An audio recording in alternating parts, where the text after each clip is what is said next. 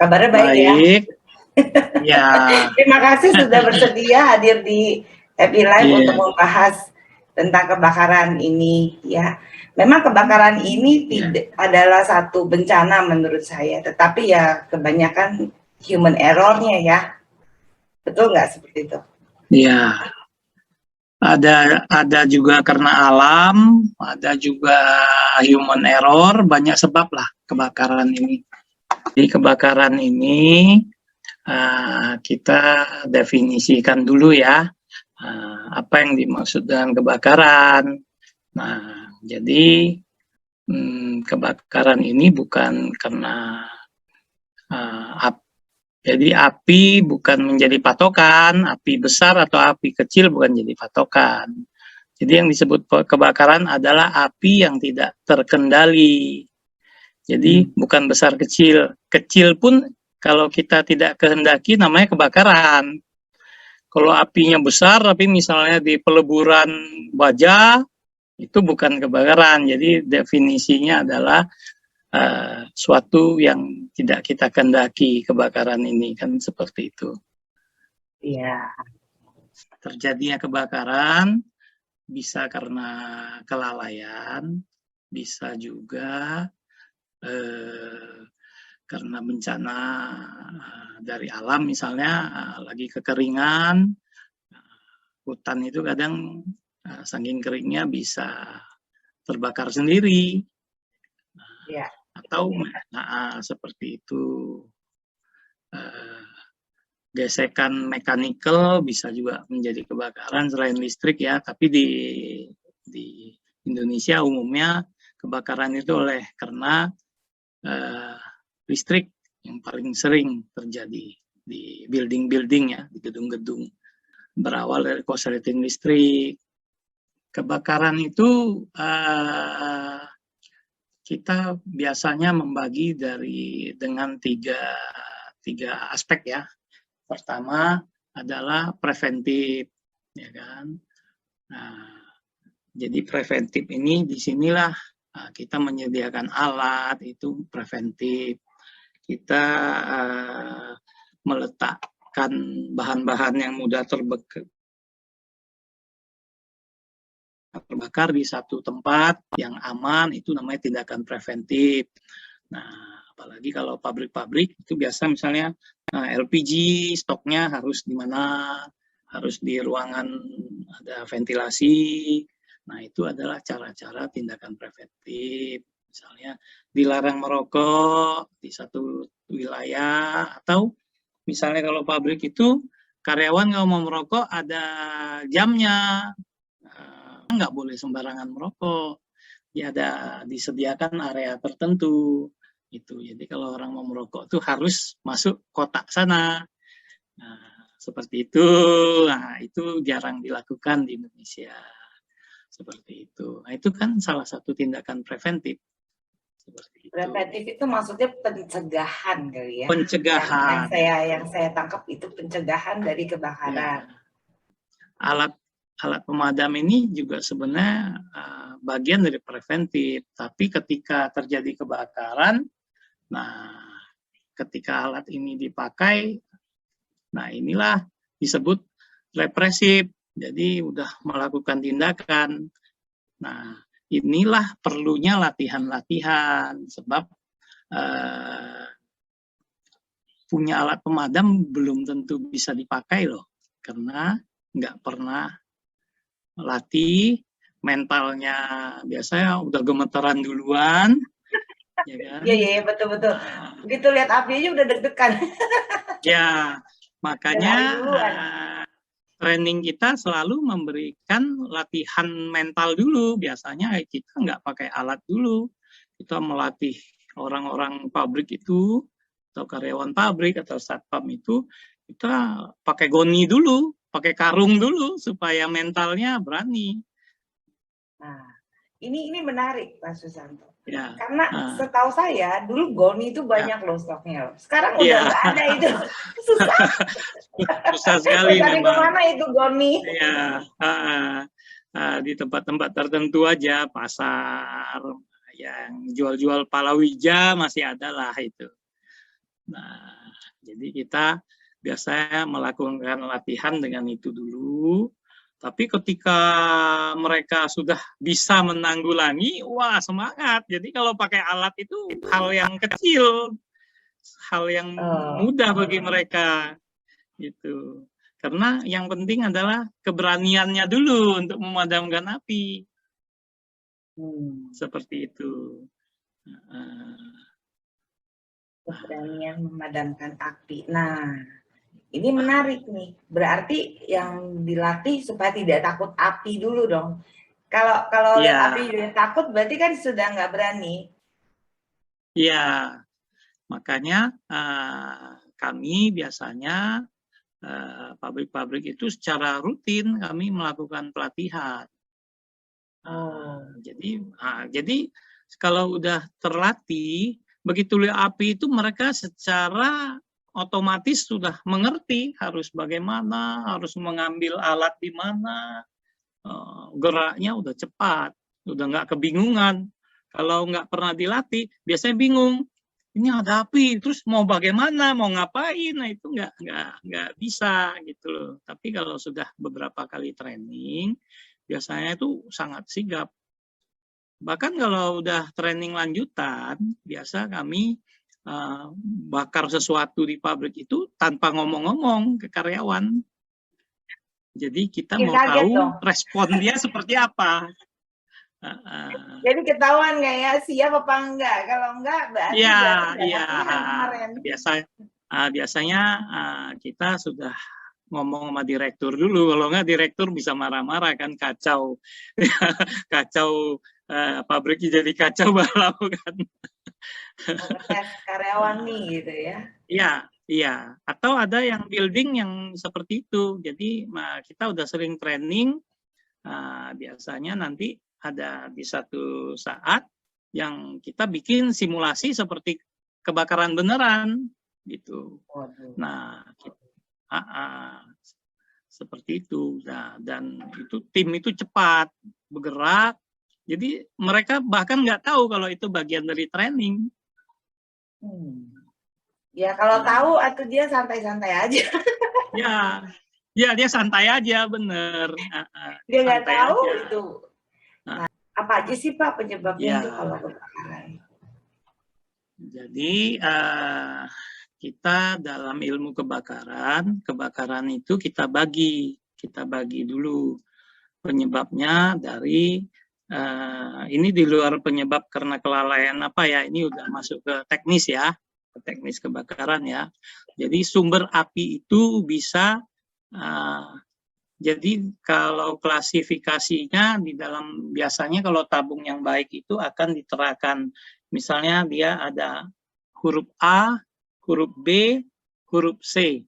Nah, itu ada pengertiannya. Berarti alat itu mampu memadamkan api yang bersumber dari A, B, C gitu. Nah, A itu apa? A itu adalah benda padat yang terbakar. Berarti alat itu mempunyai kemampuan untuk memadamkan api yang bersumber dari benda padat yang terbakar. Contohnya kayu, ya kan? Meja, kertas, semacam itu. Terus B itu adalah menunjukkan klasifikasi kebakaran yang berasal dari benda cair. Misalnya minyak tanah. Seperti itu. Jadi pemadam ini nggak semua itu sama, kan berbeda-beda. Nah, misalnya C itu untuk electrical, seperti itu. Jadi kalau alat pemadam itu dia hanya menerapkan A dan B, berarti tidak boleh disemprotkan di panel listrik. Nanti yang padam orang yang nyemprot, bukan apinya. Kita akan lihat apa sih yang dibutuhkan. Misalnya ini pom bensin misalnya, kita nggak boleh memberikan sembarangan kan, yang malah meluas. Kita nggak usah bilang alat pemadam, kita memberi contoh misalnya kompor meledak, kompor minyak tanah meledak, ya kan? Kita siram air, itu apinya tambah besar. Kenapa ya kan? Kenapa? Nah, gini, air berat jenisnya lebih berat, minyak itu berat jenisnya lebih ringan. Akhirnya ketika disiram air, jadi minyak ini ikut air kemana-mana. Oh. Nah, seperti pernah kejadian di Serang ya, customer kami, dia kebakaran itu disiram sama air, jadi minyaknya ikut air masuk ke parit, ke got, gotnya, jadi sepanjang got itu nyala. Waduh. Sudah itu gotnya masuk ke pabrik sebelah pun menyala akhirnya. Nah, pemasangan gas itu yang harus hati-hati, nggak boleh ada kebocoran, dan kalau bisa gas itu adalah di ruangan yang ada ventilasi, seperti itu. Karena dia terpercik api, kita pun nggak sempat ambil alat pemadam matiin, nggak mungkin. Karena gas itu sepersekian detik aja udah nyambar. Yang kita bisa lakukan adalah ketika setelah terbakar, meledak, baru alat pemadam itu berguna untuk supaya tidak menyebar kemana-mana. Tapi alat pemadam tidak bisa mencegah LPG meledak.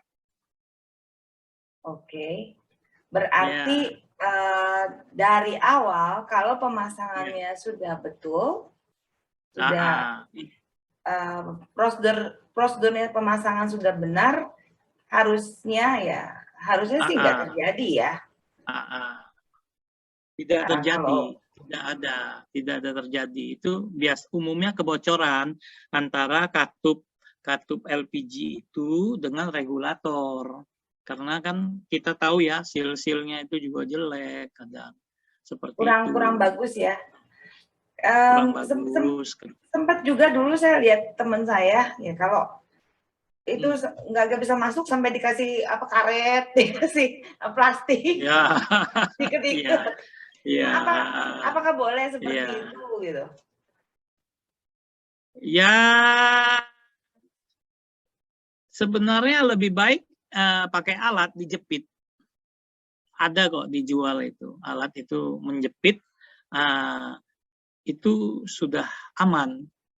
Itu jauh lebih aman. Kalau karet atau apa, khawatirnya kesenggol atau suatu saat kita nggak tahu kan, terjadi bocor kembali, kita nggak tahu. Kalau jepit itu kan dia diklem, ada alatnya kok.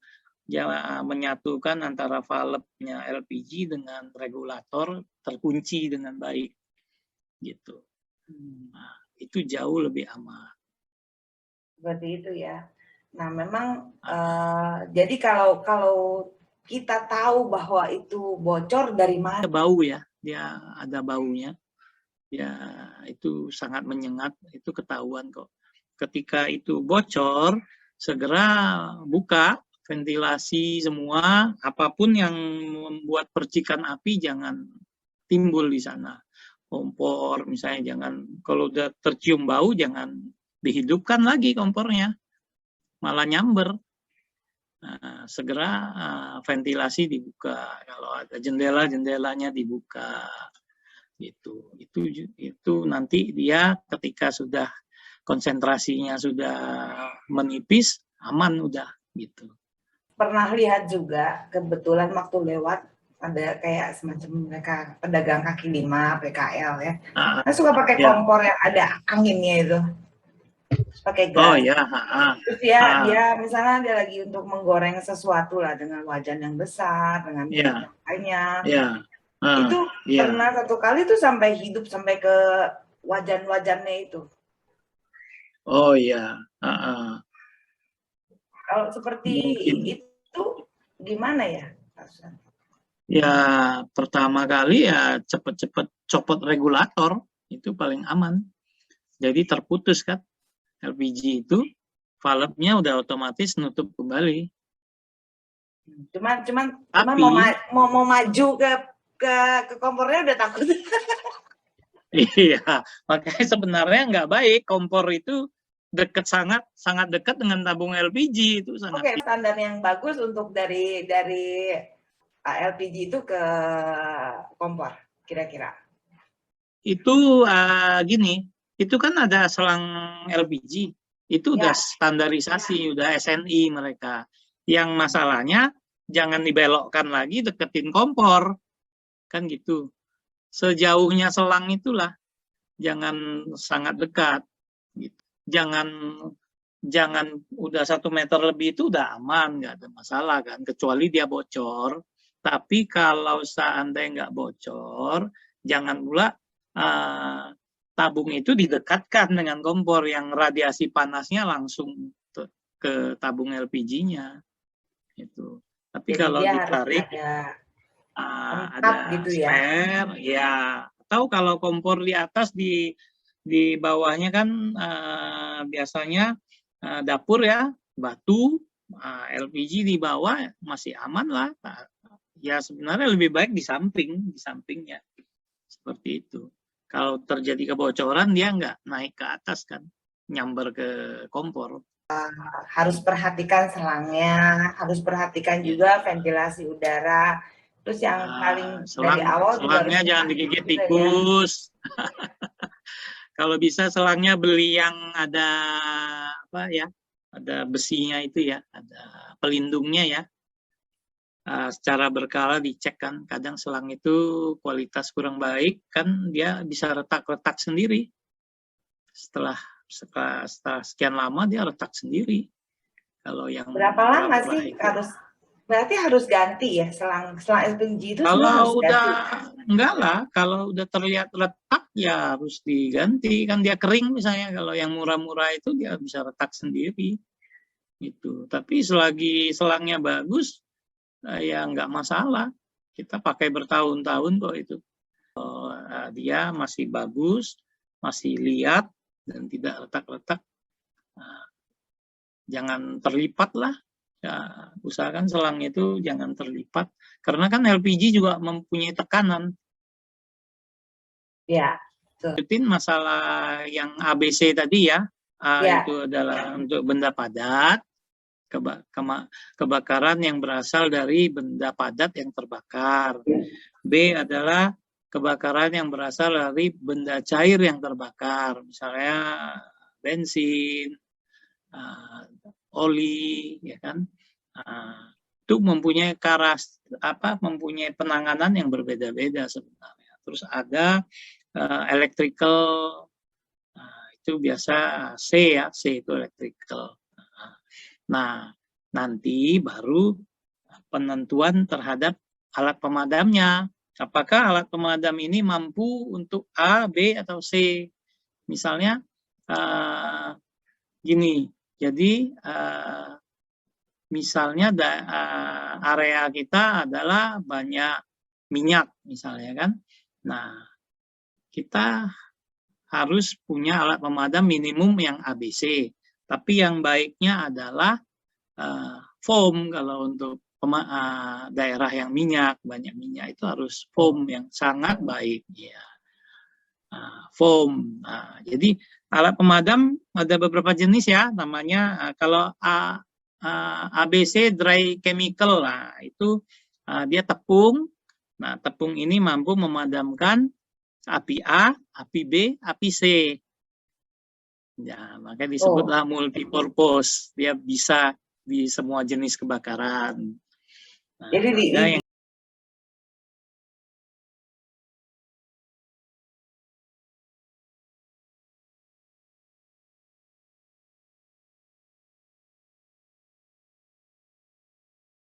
kimianya itu berbentuk powder. Berbentuk powder. Nah, powder itu mampu menanggulangi kebakaran A, kebakaran B, kebakaran C. Nah, jadi itu sangat baik, ya kan. Nah, untuk rumah tangga bagus itu. Cuman mempunyai satu keunggulan, tapi ada satu kelemahan. Jadi nggak ada bilang alat pemadam mana yang terbaik, nggak ada. Kita lihat kita butuhnya apa gitu. Ada satu kejelekannya alat pemadam ini adalah dia kotor. Powder ini kalau udah tersemprot kotor, sangat kotor. Nah, kan kotor ya, sudah kotor dia bersifat korosif. dia garam rusak tinggi. ya. Jadi kalau untuk alat-alat yang sangat sensitif, kita tidak berikan alat pemadam yang powder, karena dia bisa korosif. Nah, misalnya ini ruangan komputer, misalnya ini Pak, kita ada office ya, kantor ya, banyak komputer ya.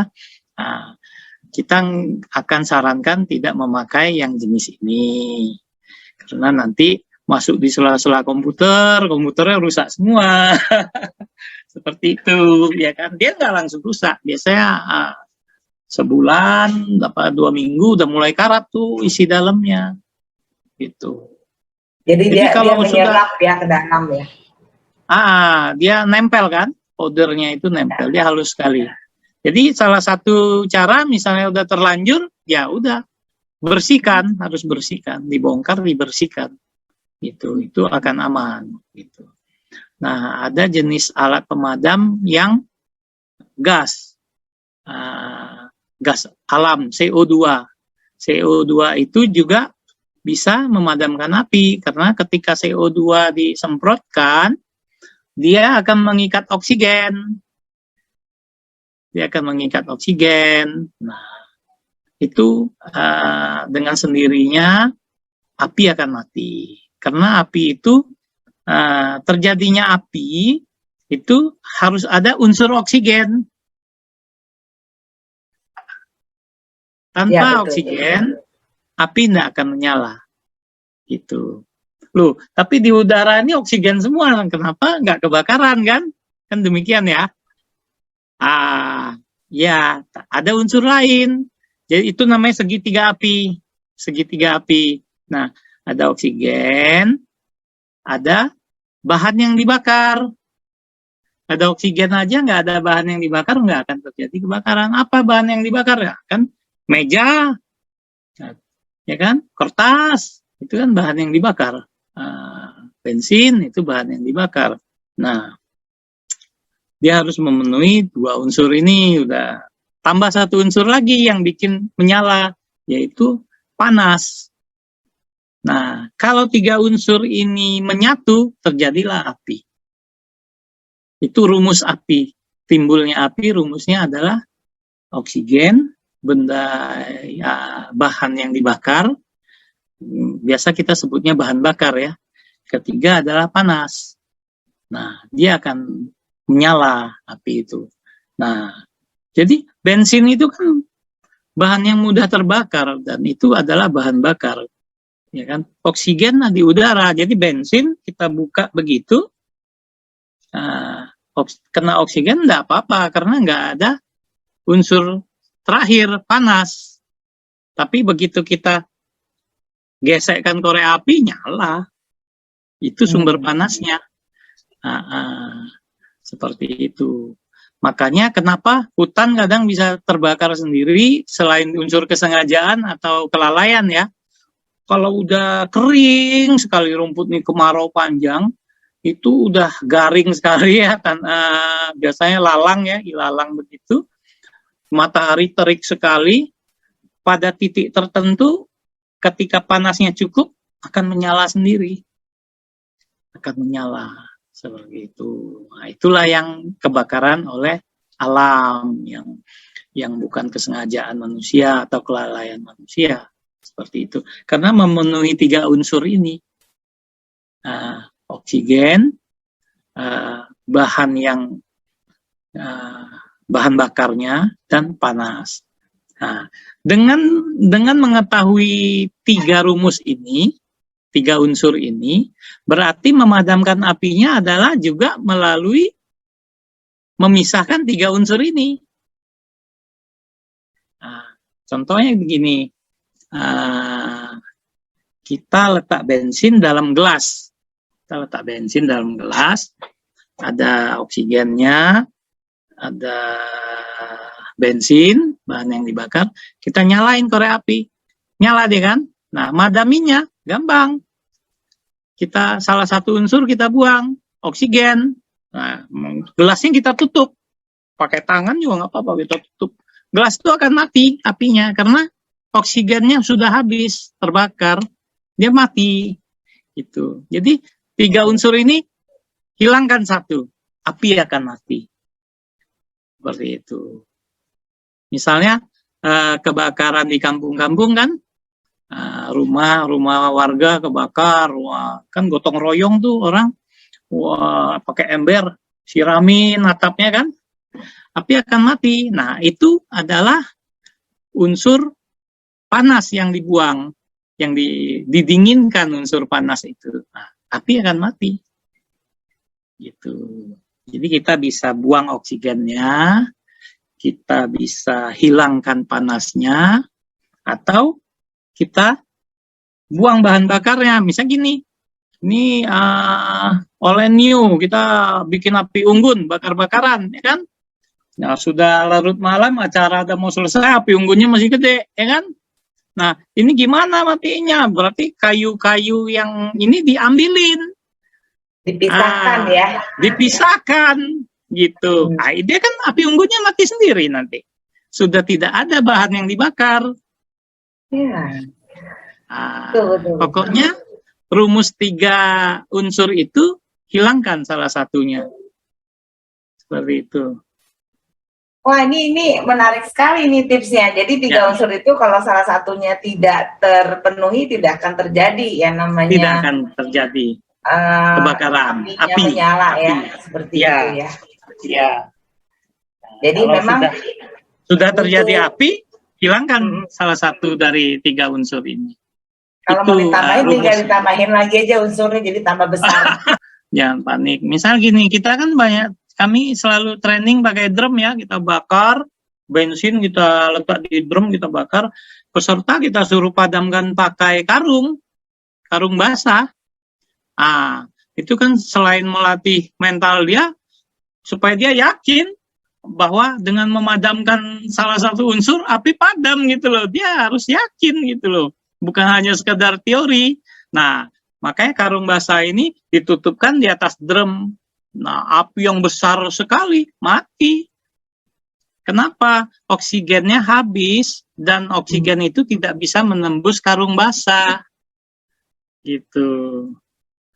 Biasanya kalau yang seperti itu, ya, kalau ditutup dengan karung, itu kan nanti kan timbulnya asap. Iya.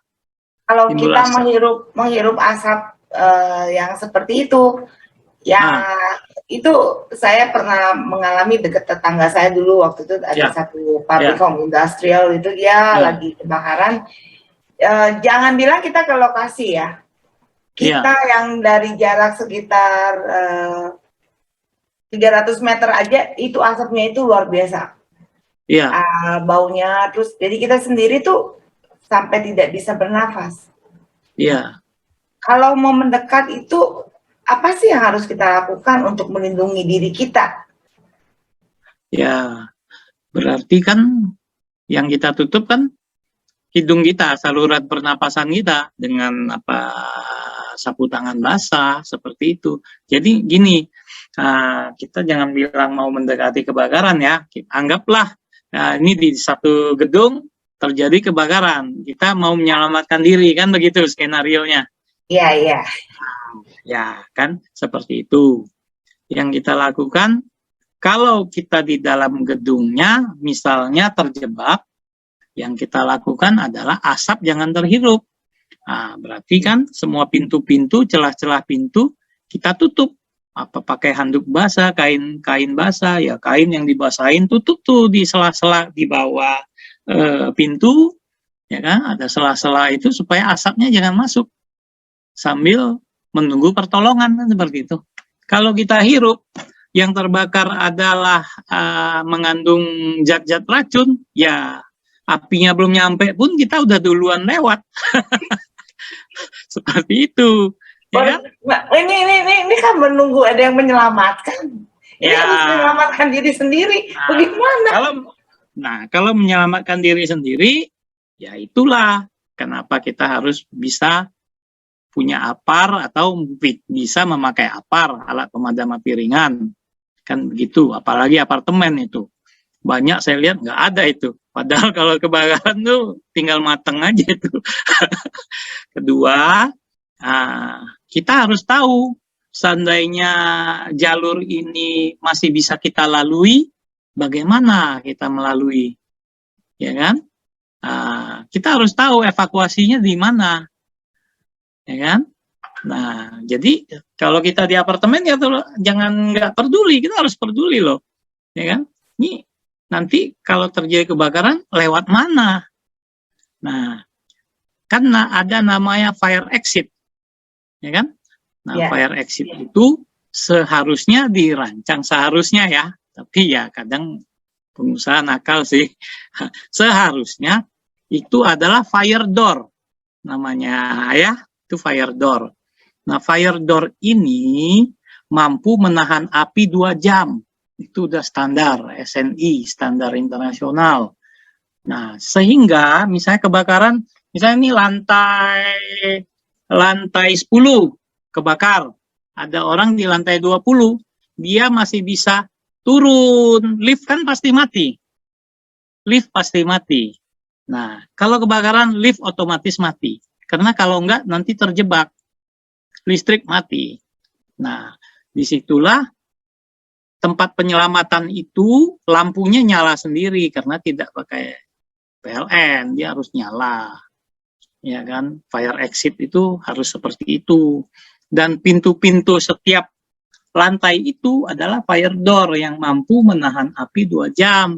Sehingga orang yang dari atas turun ke bawah itu tidak tersentuh api sampai ke lantai bawah. Kan gitu. Nah, kalau itu pintu besi biasa. Oh, jadi itu pintunya sebenarnya khusus dibuat untuk menahan panas ya? Api, panas. Ya begitu, nggak taunya ternyata begitu ketempel langsung mateng ya. Kalau dia nggak bisa nahan api kan pintunya jebol. Ya. Kena api kan jebol pintunya itu. Kebakar kan. Seperti itu. Itulah yang sangat bahaya. Sangat bahaya. Karena dari sisi bisnis, dari sisi biaya, kadang mengorbankan keselamatan gitu. Kalau kita nggak lakukan training, obat itu nggak dibuang.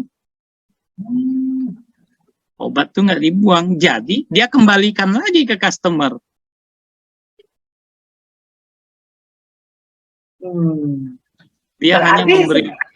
Dia hanya memberikan label yang baru.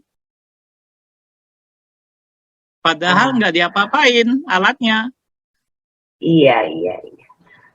Ya. Memang jadi ini seperti ada sedikit dilema ya. Seharusnya ada standarnya ketika sudah sampai waktunya itu kita harus diganti isinya. Ya. Makanya lebih baik dilakukan training. Memang bisa ganti sendiri, Pak. Ya enggak, sekarang kan gini, alat itu sudah harus diganti pada masanya. Dia kan ada namanya kode expire ya. Ada pada tanggal sekian itu udah expire. Nah, kalau kita nyerahkan bulat-bulat, itu kan bisa saja nggak diganti. Dia ganti kode expire-nya aja, stiker ditempel baru. Terusnya pintunya buka keluar. Kenapa? Ketika orang panik, orang yang di depan buka pintu, ditekan sama orang belakang, pintu itu nggak kebuka loh. Ya betul, itu masuk akal sih. Kalau dia panik kan pasti dorong, padahal dia harus ditarik kan, berlawanan jadinya. Itu.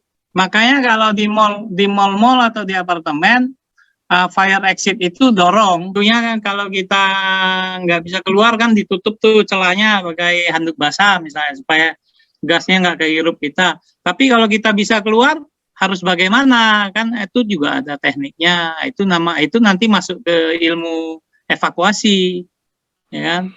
Nah, jadi gini, kalau kebakaran asap itu selalu di atas, selalu 30 sampai 60 cm, udara di bawah lantai itu jernih. Nah, kenapa evakuasi harus merangkak supaya tidak terhirup asap? Itu harus merangkak itu. Nah, udara di bawah lantai itu dia jernih. Dia hanya 30-60 itu asap di atasnya. Itu. Makanya saya perhatikan kalau ketika mereka memadamkan api ya, banyak yang merunduk kan ya. Iya. Menghindari asap juga kali ya. Asap, ya. Intinya ya, lebih baik kabur daripada punya alat tapi nggak bisa dipakai. Gitu. Kenapa? Ketika kita nggak punya alat, kita udah insting kabur. Ketika kita punya alat, kita fighting. Ketika kita fighting, alatnya tidak berfungsi. Dan kita sudah kehilangan beberapa detik. Api hitungannya detik loh. Bukan menit lagi. Nah, itulah kenapa saya udah nggak mau main yang abal-abal seperti itu. Kenapa? Rekan-rekan kita kan waktu kebakaran di Mangga yang dekat rel itu, mall yang dekat rel itu. Nah, itu kan kebakar itu. Bayangin dia fighting, nggak bisa apa-apa, alatnya nggak ada, dia terkepung api. Kita orang nonton semua itu, dia mati kepanggang itu. Kan depan mall itu kaca itu. Dia nggak bisa pecahin kaca, dia nggak bisa lari, alat yang dia pegang nggak berfungsi. Itu wah minta tolong itu di kaca itu. Semua orang nonton itu. Coba dia nggak ada kan dia nggak perlu fighting. Iya. Ya kadang-kadang kalau punya tapi tidak berfungsi itu yang jadi. Iya. Tidak itu lebih baik daripada mengobati kan. Jadi pengetahuan dasar tuh semua kalau kita semua tahu, kita semua sadar, nanti ke depannya untuk terjadi kebakaran ini sepertinya sih agak bisa lebih sedikit lah di kalangan kita ya. Ya sampai di sini dulu perjumpaan kita ya Pak Susanto. Saya berterima kasih hari ini sudah bersedia hadir di Happy Life. Semoga nanti kita ketemu lagi ya di lain kesempatan yang lebih seru. Mungkin dibahas di topik-topik lain yang lebih khusus lagi. Terima kasih banyak ya. Terima kasih banyak. Terima kasih.